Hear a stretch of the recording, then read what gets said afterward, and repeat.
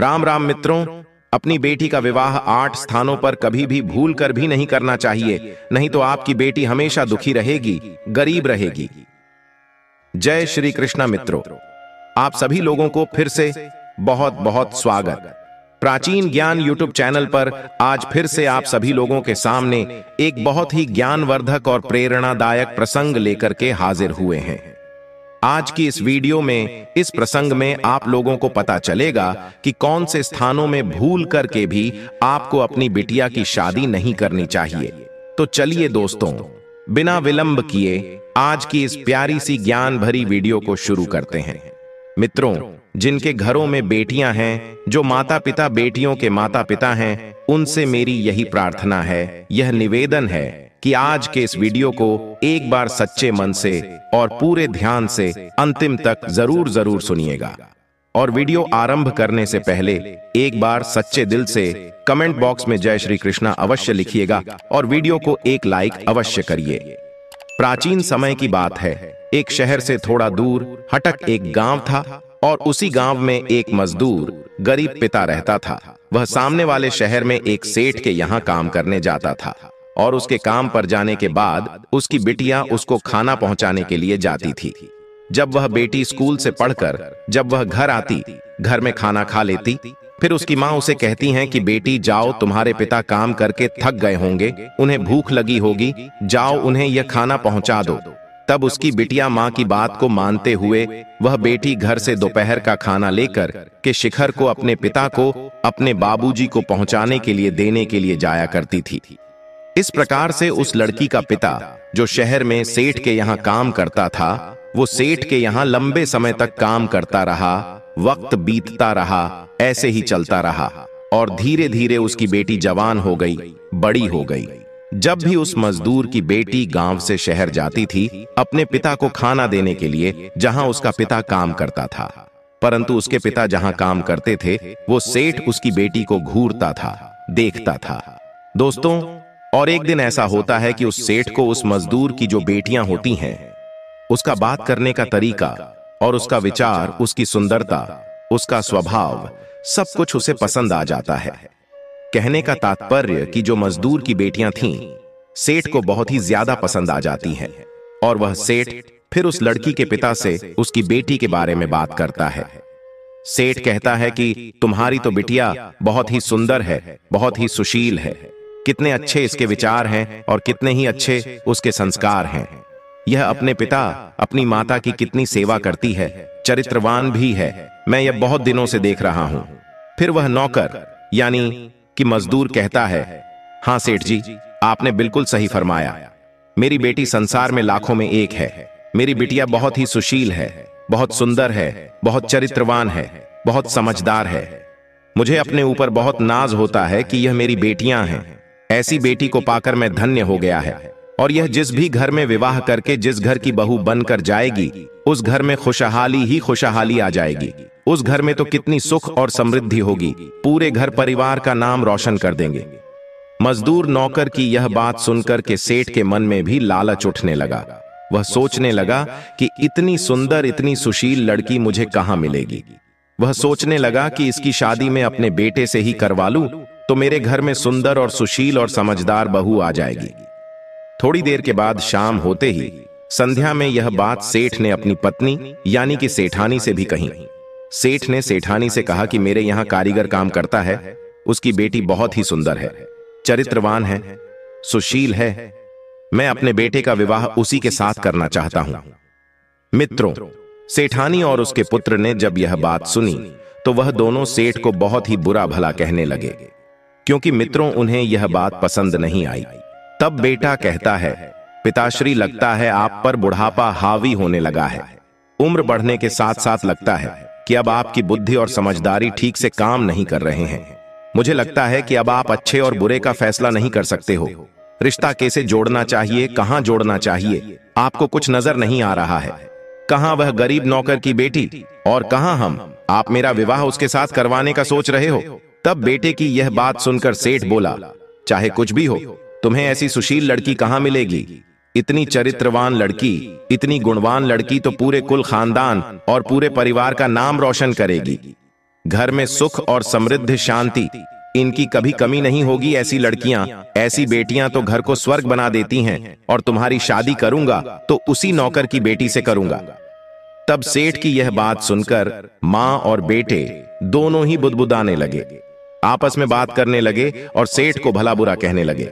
लेकिन दोस्तों, सेठ ने भी किसी की नहीं सुनी और दोनों का विवाह के लिए वह एकदम से तैयार हो गया। सेठ ने विवाह तय कर दिया और विवाह की तारीख भी एकदम पास आ गई। तब उस गरीब पिता को चिंता सताने लगा। वह गरीब पिता सोचने लगा कि वह इतने बड़े सेठ है, मैं कैसे उनकी खुशामद कर पाऊंगा, मैं कैसे उन्हें संतुष्ट कर पाऊंगा। फिर सेठ जी ने उस गरीब किसान को, उस गरीब नौकर को चुपके से पैसे भेजा और कहा कि तुम बारातियों का इसी पैसे से उनकी खातिरदारी कर देना। कहते हैं ना कि बेटी वालों से धन संपत्ति लेकर के कोई भी अमीर नहीं बन सकता। अमीर और धनवान तो कोई सिर्फ अपनी मेहनत और अपनी कमाई से ही बन सकता है। प्रिय बंधु, प्रिय मित्रों, बड़े ही धूमधाम और गाजे बाजे के साथ बारात लेकर पहुंच जाता है और उस गरीब किसान ने भी उसे जितना हो सका, जितना बन सका का अपनी बेटी का विवाह उसने बहुत अच्छे से किया और अपनी बेटी को डोली में बिठाकर सजाकर विदा कर दिया। बेटी को डोली में विदा करते समय उसके गरीब पिता ने उसे कहा कि सुनो बेटी, चाहे कुछ भी हो जाए, मगर मेरी पगड़ी, मेरा माथा, मेरा सर कभी भी नीचा नहीं होना चाहिए और मेरी पगड़ी का हमेशा लाज रखना। वहां जाकर के भी तुम हमारा नाम रोशन करना और अपने परिवार का भी नाम रोशन करना। इतना कहकर उस पिता ने अपनी बेटी को विदा कर दिया। सेठ खुशी खुशी अपनी बहू को अपने घर लेके आता है, मगर सास ने अपनी बहू का कोई भी स्वागत सत्कार नहीं किया। यूं ही बहू को घर में उतार लिया गया और फिर इस प्रकार से बहू घर में रहने लगी। दिन बीतने लगा, लेकिन जो सास थी वह बहू को हमेशा बुरा भला कहती रहे, ताने मारती रही। उसकी सास उसके हर काम में गलतियां निकालती रहती थी। उसका जो पति था वह भी उसे कभी भी अच्छे तरीके से बात नहीं करता है, क्योंकि सेठ का पुत्र था, वो किसी और लड़की से प्रेम करता था। उसके दिल में कोई और ही लड़की थी, वह तो उसी के साथ शादी करना चाहता था, लेकिन सेठ ने तो यहां जबरदस्ती शादी करवा दी थी। एक दिन वह अपनी मां से कहता है कि मां देखो, मैं इस लड़की को चाहता हूं, ये कितनी ही ज्यादा सुंदर है, एकदम हूर की परी है, इतनी सुंदर है कि जैसे मानो स्वर्ग से अप्सरा उतर आई हो। और सुनो मां, इसके पिता भी बहुत अमीर हैं, बहुत धन संपत्ति दान दहेज हमें देंगे। मां राजी हो गई। फिर कहा कि बेटा, मगर तुम्हारे पिता के रहते हम तुम्हारी दूसरी शादी नहीं कर सकते हैं। इस प्रकार प्यारे दर्शकों, होता क्या है, एक दिन सेठ की हृदय गति रुक जाने के कारण, हार्ट अटैक के कारण उस सेठ की मृत्यु हो जाती है और फिर सेठानी का और सेठ के बेटे का रास्ता एकदम साफ हो जाता है। उन्होंने एक षड्यंत्र रचा कि अब तुम्हारे पिताजी यानी कि सेठ जी अब इस दुनिया से चले गए हैं, अब मजदूर लड़की का भी कुछ इंतजाम करना होगा, उसे भी उन्हीं के पास भेजना होगा। उसके बाद में सास ने अपनी बहू से प्यार करना शुरू कर दिया। उसकी सास जो बहुत अच्छी अच्छी और मीठी मीठी बातें उसे करने लगी, वहीं सास जो पहले उसे देखना भी नहीं चाहती थी। सास के साथ साथ उसका पति भी उससे बहुत प्रेम करने लगा और बहुत ही उसकी इज्जत करने लगा। बहू को यह बात समझ में नहीं आई। वह गरीब की बेटी, उसे कुछ समझ में नहीं आया। उनका यह षड्यंत्र वह समझ नहीं पाई। उसे लगने लगा कि हो सकता है कि समय बीतने के बाद उन्होंने उनकी वैल्यू है, वह समझ आ रही है, मेरा काम उन्हें पसंद आ रहा है, शायद उनकी आंखें खुल गई हैं। बहू यह नहीं समझ पाई कि उसके लिए जाल बुना जा रहा था। 10 दिन बीत जाते हैं, फिर उसकी सास उससे कहने लगी, बहू तुम यह बताओ, तुम्हें सबसे ज्यादा क्या पसंद है? तो बहू ने कहा, जी मुझे खीर बहुत पसंद है। सास ने कहा, अरे ये मैं बहुत अच्छा बनाती हूं।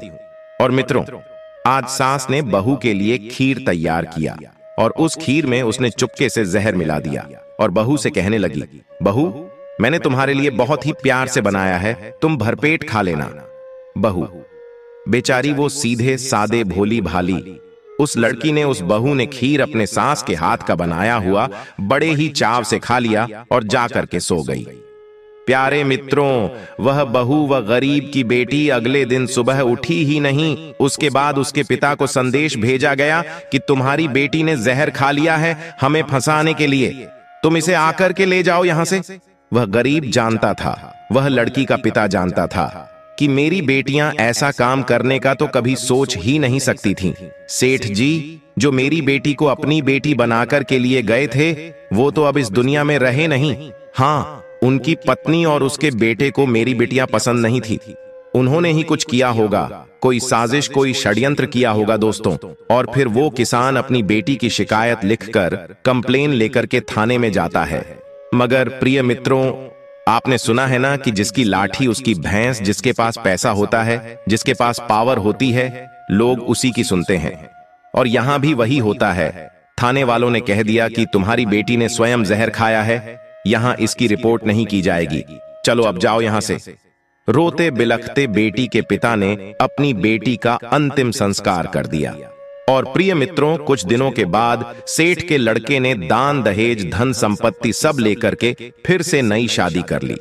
प्रिय दर्शकों, कहते हैं ना, इस वीडियो में कुछ ऐसी बातें मैं आप लोगों को बताने जा रहा है कि हर माता पिता को यहां विशेष ध्यान देना चाहिए कि इन दो जगहों पर, इन दो स्थानों पर भूल करके भी अपनी बेटी का विवाह नहीं करना चाहिए। पिता कन्यादान करते समय सबसे पहले ध्यान से सुन ले, समझ लें कि बेटी अगर ससुराल जाए तो वहां उसका मान सम्मान रहे, उससे प्यार करने वाले लोग रहे, अपने दामाद में अपने होने वाले तमाम वो सारे गुण, वह सारे स्वभाव देखें जो आपकी बेटी के लिए जरूरी है। देखें कि वह आपकी बिटिया के लायक है भी या नहीं, क्या वह उसे चाहता है भी या नहीं। प्रिय मित्रों, अब बात कर लेते हैं कि बेटी का विवाह किन दो स्थानों पर नहीं करना चाहिए। नंबर 1, बेटी का विवाह बहुत नजदीकी, बहुत पास में अपनी बेटी का विवाह कभी भी नहीं करना चाहिए। इन रिश्तों में तुरंत कड़वाहट आ जाती है और एक दूसरे के प्रति जो सम्मान परिवारों के बीच का होता है वह घटने लगता है। आए दिन अनबन बनी रहती है। जो प्रेम होना चाहिए, जो प्यार सम्मान मिलना चाहिए, वह नहीं मिलता। क्योंकि अगर मायके में कुछ अच्छी चीज बनी है, मां ने फोन कर दिया कि बेटी आज घर में बहुत स्वादिष्ट चीज बनी है तो जल्दी से आ जा, और बेटी तुरंत आ जाती है। और याद रखना प्यारे मित्रों, बार बार मायके जाने से मान सम्मान आदर कम हो जाता है। भाभियां भी कहने लगे कि अरे जनाब, ये तो सामने ही रहती है, ये तो पास ही रहती है, रोज रोज उठकर चली आती है, इससे आपके आत्मसम्मान को, मान मर्यादा को ठेस पहुंचती है।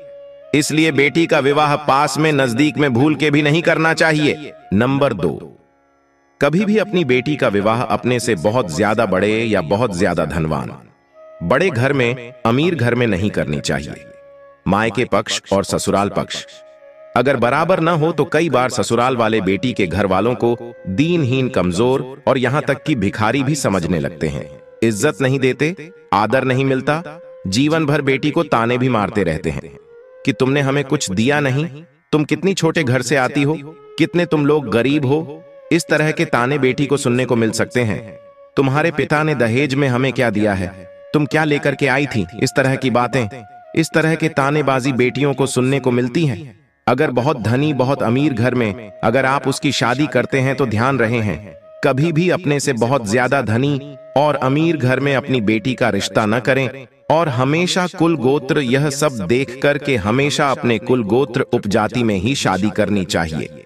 हमेशा यह देख लेना चाहिए कि हम अपनी बेटी का हाथ दे रहे हैं, हम अपनी बेटी का विवाह जिसके साथ में कर रहे हैं वो किस जाति का है, उसका खानदान कैसा है और उसकी उम्र कितनी है, वह कार्य क्या करता है और उसका व्यवहार कैसा है, ये सारी चीजें आपको देखनी चाहिए। तो इन्हीं बातों का ध्यान देना है।